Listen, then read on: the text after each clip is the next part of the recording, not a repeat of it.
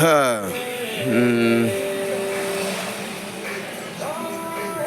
কি একটা অবস্থা আর কি, সেটা হচ্ছে যে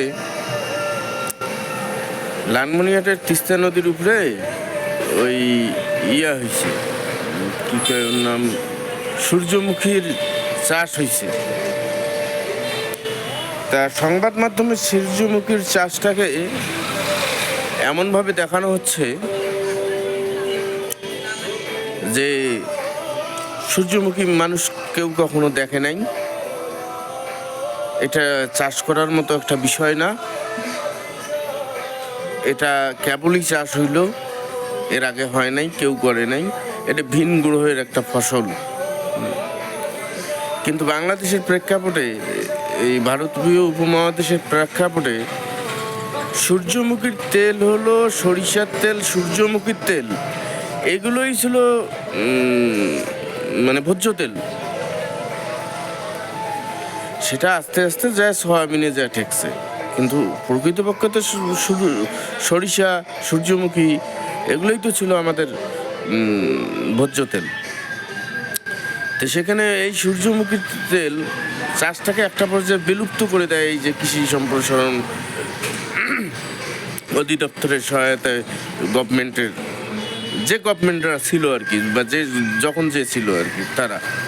হ্যাঁ, মানে এখন হালে পানি নেই, এই জন্য আপনি সূর্যমুখী চাষ করেন, সরিষা চাষ করেন, বিষয়টা হলো এরকম। কিন্তু এরাই একদিন বলছিল যে আপনি ইউরিয়া দেন, আপনি টিএসপি দেন, আপনি বাদামের পরিবর্তে সয়াবিন চাষ করেন।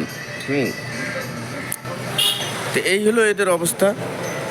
এরা কৃষককে নিয়ে তামাশা খেলে, সাথে যোগ দেয় হলো সংবাদ মাধ্যম। মানে এক একটা করে হেডলাইন, এক একটা করে খবর, এক একটা করে ভিডিও। কেউ কেউ তো সারা রাত না জাগিয়ে প্রতিদিনও সূর্যমুখীর খেতে যাইতেছে। আজকে এক ছোটো ভাইয়ের ইয়েতে দেখলাম যে সে সারা রাত ঘুমায় নাই, না ঘুমিয়েই সূর্যমুখীর খেতে যায় ভিডিও করতেছে, লাইভ করতেছে। ভাই, তুই আগে জিনিসটা বুঝ, সূর্যমুখী কী জিনিস, সূর্যমুখী নিয়ে রিসার্চ কর, ভাব, কথা বল মানুষের সাথে। সূর্যমুখী আসলে কি? সূর্যমুখী তো একটা সময় টিয়া পাখি খাইতো, কোকিল খাইতো, কাউয়া খাইতো সূর্যমুখীর বীজ। ঠোকায় ঠোকায় ঠোকায় ঠোকায় সূর্যমুখীর বীজ কাউয়াই খাইতো, কাউয়াই তাড়ানো লাগতো। হ্যাঁ, তো এই যে নব্য কাউয়ের হাতে এখন পড়ছে সূর্যমুখী। আর একটা বিষয় হলো যে আমরা ভেবে চিনতে বুঝে বা যে কোনোভাবেই আমরা একটা পারপাস সার্ভ করি, সেটা হলো র্যাবে 53 কেজি কি 57 কেজি গাঁজা উদ্ধার করছে। বেশ ভালো কথা। তো র্যাবে তো গাঁজা উদ্ধার করবে নাকি ডাক্তার উদ্ধার করবে? ডাক্তারের উদ্ধার করার কথা না, র্যাবের উদ্ধার করার কথা, পুলিশের উদ্ধার করার কথা। র্যাব যেহেতু পুলিশের একটা এলিট ফোর্স, সেই ফোর্স হিসেবে র্যাব এই কাজটা করতে পারে। পুলিশের মানে এটাও পুলিশিং, র্যাবের কাজটাও পুলিশিং। এটা না, এমন না যে র্যাব যা করতেছে সেটা পুলিশিং না, এটাও পুলিশিং, এটাও পুলিশি কার্যক্রম। তা ওখানে সুন্দরভাবে র্যাব গেল, র্যাবের একটা বিশাল দল গেল, মানে অভিযান, কিন্তু মানে খুব গোপনীয় অভিযান। সেই গোপনীয় অভিযানে বরযাত্রীর মতো সেখানে র্যাব গেল, অনেকগুলো সদস্য নিয়ে ঢুকলো বাড়িতে। ঢোকার পরে খেতে গেল, খেতে যায় মাটি খুললো, 4 আঙ্গুল না 3 আঙ্গুল মাটির নিচে গাঁজা পাওয়া গেল, গাঁজার প্যাকেটগুলো পাওয়া গেল। সেই বস্তাগুলো ছিল সম্পূর্ণ সুন্দর, বস্তাগুলোর মধ্যে কোনো দাগ নাই, মাটিরও দাগ নাই। মাত্র 3 আঙ্গুল খোঁড়ার পরে হাত দিয়ে ঘুরে গাঁজা বাইর করলো র্যাবের বৈজ্ঞানিকরা। তারপরে ময়লাবিহীন এই সুন্দর পোটলাগুলা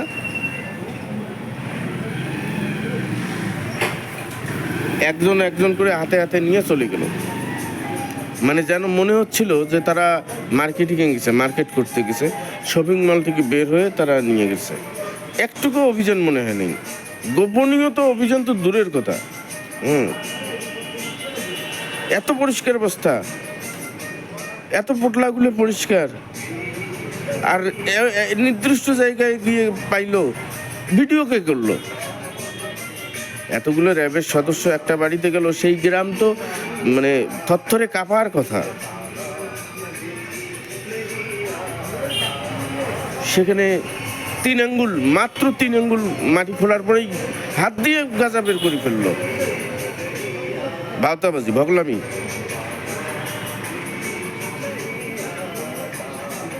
ফালতুমো এগুলো চরম পর্যায়ের ফালতুমো। এইগুলা মানে এমন একটা পর্যায়ে গেছে যে ক্লিক বিটের যে সংবাদ মাধ্যমের যে ব্যবসা, সেই সংবাদ মাধ্যমটা এখন প্রশাসন নিয়ে নিছে, আইন শৃঙ্খলা রক্ষাকারী বাহিনী নিয়ে নিছে।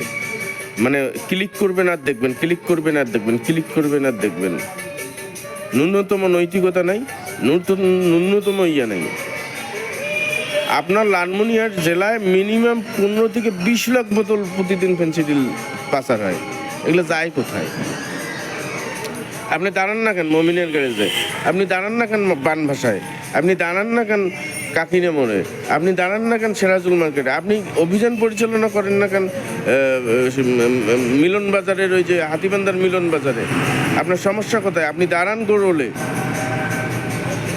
কোথাও তো দাঁড়ান না। দাঁড়ায় তো একজনের চেক করেন না, মুখ শুকায় দেখেন না যে মুখের মধ্যে থেকে কিসের গন্ধ আসতেছে। তো এইটা বাহাদুরি করার কোনো দরকার নাই তো। এগুলো আইওয়াস মার্কা কি বলে যে অভিযান করার কি দরকার? এগুলো জাতির সাথে প্রতারণা, জাতির সাথে ইয়ের কি, জাতির সাথে ঠাট্টা মস্করা। এগুলো বন্ধ করা উচিত। মানুষ হাসে এগুলো থেকে। যে একটা দল গেল, অনেকগুলো মানুষ সেখানে গিয়ে 4 আঙ্গুল মাটি খুঁড়িয়ে 3 আঙ্গুল মাটি খোঁড়ার পরেই গাঁজা পাওয়া গেল। গাঁজা চাষ মানে গাঁজা যে এবং নতুন মাটি, চারপাশে ঘাস আছে, ওখানেই নতুন মাটিটুকু খুঁড়িয়েই পাওয়া গেল লম্বা একটা ড্রেনের মধ্যে। এগুলো মানুষ বোঝে রে ভাই, এগুলো মানুষ এখন আর খায় না, এইভাবে খায় না। বহু কাজ আছে এই মাদক নিয়ে। আপনারা জায়গায় জায়গায় আপনারা চেকপোস্ট বসান।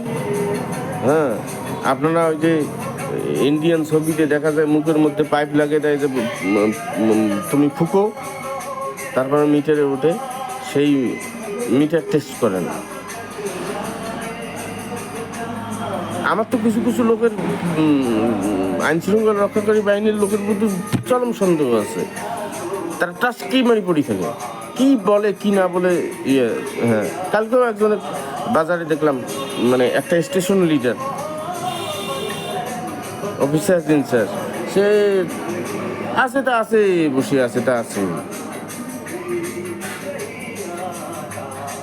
যাই হোক, আমরা পয়েন্টগুলো জানি, পয়েন্টগুলো তো বসে।